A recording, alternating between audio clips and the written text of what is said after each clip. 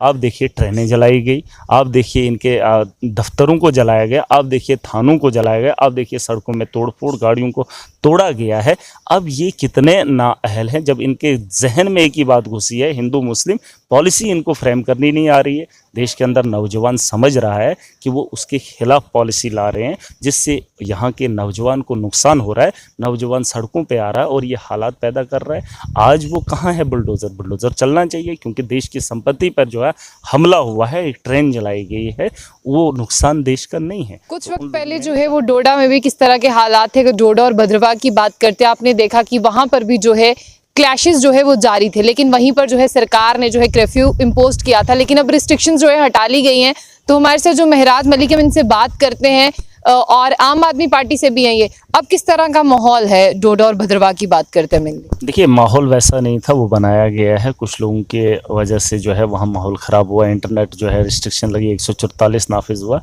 कुछ लोग हैं जो माहौल को ख़राब करना चाहते हैं। एक आदमी जब बात करता है तो पूरे इलाके को बंद करना पड़ता है। आपने देखा जब नेशनल मीडिया पे हर वक्त धर्म की बात होती है तो उसके असरात हमने देखे। नेशनल टीवी पे जब डिबेट होती है तो उसके असरात जो है कश्मीर के आखिरी कोने में भी होते हैं। उसका माहौल, उसका मतलब जो आप देख रहे हैं कि उसका असर कितना हुआ कि चिनाब वैली के अंदर 144 जो है पिछले 5-6 दिनों से नाफिज करना पड़ा। लोगों को काफ़ी मुश्किलात का सामना, हर कोई अमन चाहता है, लेकिन कुछ ठेकेदार बने बैठे हैं जो एक दिन टोपी लगाते हैं, टीवी में आके डिबेट करते हैं और नेशनल मीडिया इसका ज़िम्मेदार है। देखिए, एफआईआर उन लोगों पे होनी चाहिए जो ये दंगे भड़काने का काम करते हैं। देश की एकता और अखंडता की बात करने वाले जब शाम को टीवी चैनल्स पर 2-2 घंटे की डिबेट करवाते हैं तो वो देश की एकता और अखंडता की बात कहाँ से होती है? कभी भी नेशनल मीडिया पे वो बात नहीं हुई। हमेशा धर्म की बात होती है। कुछ लोग सुबह उठ के आते हैं या एक नमाज़ पढ़ने के बाद टोपी लगा लेते हैं और उन्हें नेशनल चैनल पर दिखाकर जो है धर्म की बात करवाने पर मजबूर करते हैं और सियासतदान धर्म के ठेकेदार बन गए हैं, जो धर्म के साथ जिनका वास्ता ही नहीं है। अक्सर जब हम भी कहते हैं या पॉलिटिकल लोगों की बात करें, वो भी कहते हैं कि धर्म के नाम पर राजनीति नहीं होनी चाहिए, पर कुछ सालों से अगर आप ऑब्जर्व करें तो धर्म के नाम पर ही जो है राजनीति का पत्ता खेला जाता है। देखिए, अब धर्म कहाँ पे है? मैं ये कह रहा हूँ कि किसी इलाके में कोई बात होती है, वो मीडिया में नहीं आती है तो कोई धर्म नहीं है, लेकिन जब आप सुबह शाम उसको नेशनल चैनल पर उठा के लाते हैं तो हर जगह वो बात फैल जाती है। जिस तरीके से आपने देखा पूरे देश में वो हालात बने और उसका असरात जो है बाकी बैरून ममालिक ने भी उसको झेलना शुरू किया और उसके असरात सीधा हिंदुस्तान पे पड़े। एक छोटी सी बात भी नहीं है, वो एक बहुत बड़ी बात है। अगर वो उस वक्त मुँह ही चुप हो जाता तो ऐसे हालात नहीं होते, लेकिन उसकी वो 2 सेकंड या 5 सेकंड वाली बात जो है हिंदुस्तान को कितने खतरे में लेके आई। मैं कह रहा हूँ कि 12 मुल्कों ने बाइकाट करना शुरू कर दिया। एक औरत की बात, वो नादानी की वजह से वो असरात और वो शर्मिंदगी हमें देखनी पड़ी। पूरे मतलब अरब ममालिक में देखिए या जितने भी ममालिकों ने इनको बाइकाट करने की कोशिश की, प्रोटेस्ट हुए। तो मैं ये चाहता हूँ कि देश के नेशनल मीडिया पे इस किस्म का डिबेट नहीं होना चाहिए और जिन लोगों को जो ऐसे अभी यूपी के अंदर पथराव हुआ, तोड़फोड़ हुई, जब किसी धर्म को ठेस लगती है तो कोई भी धार्मिक आदमी जो धर्म को मानने वाला, जानने वाला, उस पर चलने वाला, वो तो हालात माहौल ख़राब करेगा। लेकिन उससे पहले ये जड़ें कहाँ से निकलती हैं, वो नेशनल मीडिया पे कार्रवाई होनी चाहिए, उन पे पाबंदी लगानी चाहिए। वहाँ पे डेवलपमेंट की बात होनी चाहिए कि इस सरकार ने इतने साल क्या किया और इसको क्या करना चाहिए। जिस तरीके से राज्यसभा में होता है, असेंबलीज़ में होता है, वहाँ डेवलपमेंट की बात होती है। नेशनल चैनल्स पे भी यही चीज़ें होनी चाहिए और उनको पाबंदी लगानी चाहिए। फिर बाद में ये बातें करते हैं कि सरकार या लीडर जो है ऐसा काम नहीं करता है, ये इन्हीं के नेतृत्व में चलने का काम करता है। महराज, मैं आपसे एक और सवाल जानना चाहूँगी। जिस तरह से आपने देखा कि अभी जो आर्मी की रिक्रूटमेंट की बात करते हैं, अग्निपथ जो स्कीम है उसके तहत जो है, योजना है उसके तहत जो है 4 साल के लिए आपको आर्मी में भर्ती किया जाएगा। वहीं अगर आप ये भी नज़र घुमा कर देखें कि पूरे देश में क्या माहौल है, चाहे बिहार, उत्तर प्रदेश, जम्मू कश्मीर, झारखंड, रांची, हरियाणा की बात करें, वहाँ पर जो है आप देख रहे हैं कि किस तरह से जो है प्रॉपर्टी भी डैमेज की जा रही है। तो आप हिसाब लगा सकते हैं कि पूरे देश में हालात कैसे हैं और इस पर आपका क्या व्यू है? देखिए, जब जवानों को रोज़गार से महरूम रखा जाए, अभी इन्होंने कहा था 2 करोड़ नौकरियां हर साल लाएंगे, तो वो ला नहीं पाए, लेकिन ये कर गए कि 4 साल के लिए एक जवान को तैयार किया जा रहा है। अभी अगर मुझसे कोई पूछे कि अग्निपथ में आपकी रिक्रूटमेंट होने वाली, ठीक है मैं तो तैयार हूँ, मैं रेडी हो जाऊँगा, मैं कोशिश करूँगा और क्वालिफाई भी कर जाऊँगा, लेकिन 6 महीने की ट्रेनिंग करने के बाद 4 साल सर्विस करूँगा, उसके बाद रिटायरमेंट के बाद मैं कहाँ जाऊँगा, मेरा फ्यूचर कहाँ है फिर? जो पूरी मेहनत कोशिश मैं कर रहा हूँ कि मुझे आर्मी में जाना है, किसी एक आदमी का मकसद होता है कि मैंने आर्मी की नौकरी करनी है, और उसको ज़िंदगी के सिर्फ 4 साल उसको दिए जा रहे हैं। वही मैं कह रहा हूँ कि अगर उसमें उनको 4 साल के बाद वो 25% लेना चाहते हैं, तो डायरेक्ट जो है उतने ही बच्चों को उठाएं, ताकि वो अगले जो बच्चे होंगे वो भी कहीं और ट्राई करेंगे, दोबारा से वो कोशिश करेंगे। ये पॉलिसी सरकार की कहीं ना कहीं गलत है। इन्होंने किसानों का बिल भी लाया था, उस पर भी विरोध हुआ था, उस पर भी देश के अंदर दंगे हुए थे, फसादात हुए थे, यहाँ तक कि लाल किले में झंडा फहराना पड़ा था, कुछ और हालात, मतलब और ही किस्म के हालात हुए थे। अभी इन्होंने जो बिल लाया है, ये पॉलिसी इन्होंने लाई है, आप देखिए ट्रेनें जलाई गई, आप देखिए इनके दफ्तरों को जलाया गया, आप देखिए थानों को जलाया गया, आप देखिए सड़कों में तोड़फोड़, गाड़ियों को तोड़ा गया है। अब ये कितने नाअहल हैं, जब इनके जहन में एक ही बात घुसी है, हिंदू मुस्लिम, पॉलिसी इनको फ्रेम करनी नहीं आ रही है। देश के अंदर नौजवान समझ रहा है कि वो उसके खिलाफ पॉलिसी ला रहे हैं, जिससे यहाँ के नौजवान को नुकसान हो रहा है, नौजवान सड़कों पे आ रहा है और ये हालात पैदा कर रहा है। आज वो कहाँ है बुलडोज़र? बुलडोज़र चलना चाहिए, क्योंकि देश की संपत्ति पर जो है हमला हुआ है, एक ट्रेन जलाई गई है, वो नुकसान देश का नहीं है। तो उन लोगों, मैं नहीं चाहता हूँ कि उनके खिलाफ कार्रवाई, लेकिन ये हालात तब बनते हैं जब एक नेता का करैक्टर और नेता की सोच गलत होती है, मुल्क के खिलाफ होती है। तो ये हालात अभी ये बहुत देखना है आपको, आगे आप बहुत देखेंगे, क्योंकि ये जो पॉलिसीज़ ला रहे हैं वो नौजवानों के खिलाफ और देश के मुखालिफ हैं। अभी हालात और भी बिगड़ना तय है। मैं चाहूँगा कि अगर इन लोगों को पता है एक मतलब इतना बड़ा जो है इनको मतलब पॉलिटिकल इनको लोगों ने सपोर्ट किया है, सरकार बनाने का मौका दिया है, तो लोगों के लिए जो है ये पॉलिसी अच्छे से फ्रेम क्यों नहीं कर रहे हैं? हमारी सरकार भी दिल्ली में है, उन्होंने योजना लाई, बिजली मुफ्त दी, पानी मुफ्त दिया, अस्पतालों के अंदर इलाज मुफ्त दिया।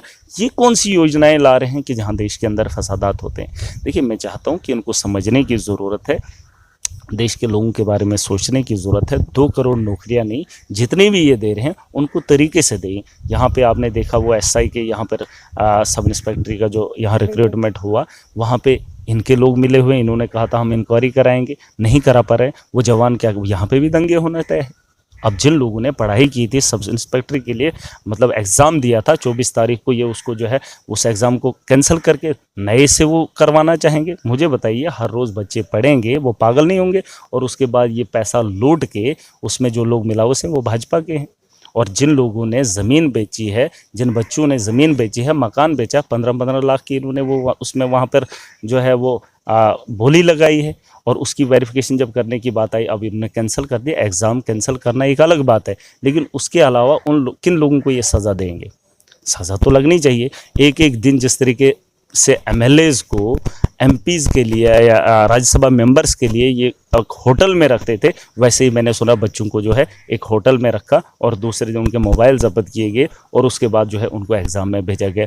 भाई भी है, बहन भी क्वालिफाई कर रही है, और कोरोना काल में जो आज तक उससे पहले पास नहीं हुए थे, हद तो तब ख़त्म होती है, जो बच्चे पहले पास नहीं हुए थे वो कोरोना की वजह से जो है सीधा मास प्रमोशन में पास हो गए और यहाँ जो है सबसे ज़्यादा नंबर ले रहे हैं। वो पैसे से ले रहे हैं। देखिए, हालात ख़राब होना तय है। मैं चाहता हूँ कि इसमें थोड़ा चेंजेस लानी चाहिए और आम आदमी को परेशान न किया जाए, वरना जवान सड़कों पे आना तय। आज आपकी पार्टी के बारे में बात कर लेते हैं, आम आदमी पार्टी के बारे में। आप देख रहे हैं कि पंजाब में किस तरह के हालात हैं। लोग कह रहे हैं कि अब आम आदमी पार्टी को लाकर एक बहुत बड़ी गलती हो गई। सिद्धू मूसेवाला हत्याकांड की बात करते हैं, उसका ठीकरा भी जो है वो आम आदमी पार्टी पर जो है वो फोड़ा जा रहा है, और आम आदमी पार्टी लगातार ऐसे कदम उठा रही है। बिल्कुल, मतलब अगर हम बात के एक के बाद एक ऐसा स्टेप उठा रही है जिसकी वजह से लोगों को जो है खामियाजा भुगतना पड़ रहा है। देखिए, आम आदमी पार्टी, ये जैसे मैं रात को ही सुन रहा था, मूसेवाला की जहाँ तक बात आपने की, उनको उसके दोस्त ने जो अमेरिका में रह रहा है उसने कहा था कि आपकी जान को खतरा है।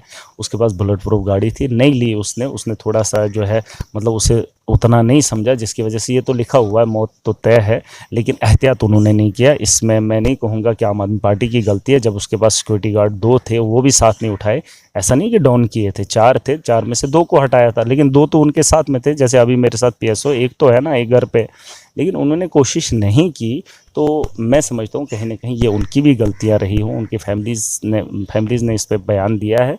लेकिन जो काम हम कर रहे हैं उन कामों की बात कीजिए। पंजाब के अंदर हम बिजली मुफ्त देने का काम कर रहे हैं, हमने माफिया को रोका है, वहाँ पर हमने करप्शन पे रोक लगाई है। इन चीज़ों पे बात हो, डेवलपमेंट की बात करें, और जिससे देश बढ़ेगा। ये फसादात वाली पॉलिसीज़ हमारे पास नहीं है। जम्मू कश्मीर में भी माहौल बदलेगा, जिस टाइम चुनाव होंगे यहाँ आम आदमी जागेगा। जम्मू की बात कर लेती हूँ, इन शॉर्ट में जो है आपको जवाब देना है। आप देख रहे थे कि आम आदमी पार्टी बड़े जोरों शोरों से आई थी, कई दिन तो यहाँ पर जो है वो ढोल नगाड़े बजते रहे, लेकिन आम आदमी पार्टी जितनी तीव्रता से आई थी उतनी ठंडी पड़ चुकी है। किसने कहा? हमने नहीं, आप कह रहे हैं ना, आप इलाके में जाइए, आप पब्लिक से पूछ लीजिए ना, पब्लिक सर्वे कर लीजिए। हर कोई चाहता है बदलाव। ये देखिए ना, कल गालियां तक खानी पड़ी मोदी को, मोदी साला चोर है। देखिए ना, मतलब जवान यहाँ का जम्मू का बोल रहा है, आम आदमी बोल रहा है, ये चीज़ें हो रही हैं, इनको भुगतनी पड़ेंगी।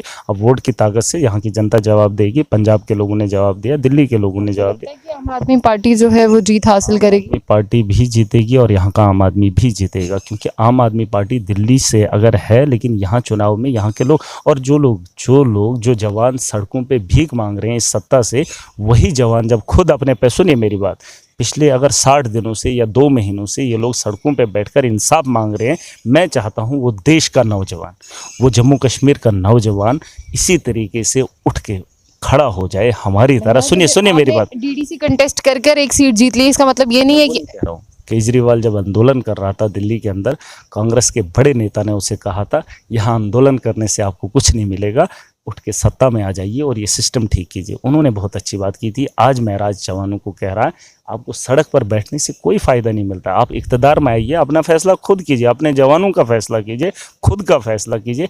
हम जिन लोगों के पास भीख मांग रहे हैं, उनके पास तो दिमाग ही नहीं है, वो दिमाग से खिसक गए हैं। जैसे रविंद्र रैना ने क्या कहा परसों, उसने कहा मेरे पास एक अपना मेरा दोस्त आया, उसने मुझे कहा कि इसमें करप्शन हो रही है, हमने एसीबी को जो है बताया। ये बयान देंगे ये, और उसके बावजूद भी ये धांधली होंगी, और ये जम्मू कश्मीर को चलाने की बात करेगा, और वो आदमी उसको अध्यक्ष बनाया, और ऐसे ऐसे बयानात, और उस पर कोई सवाल नहीं।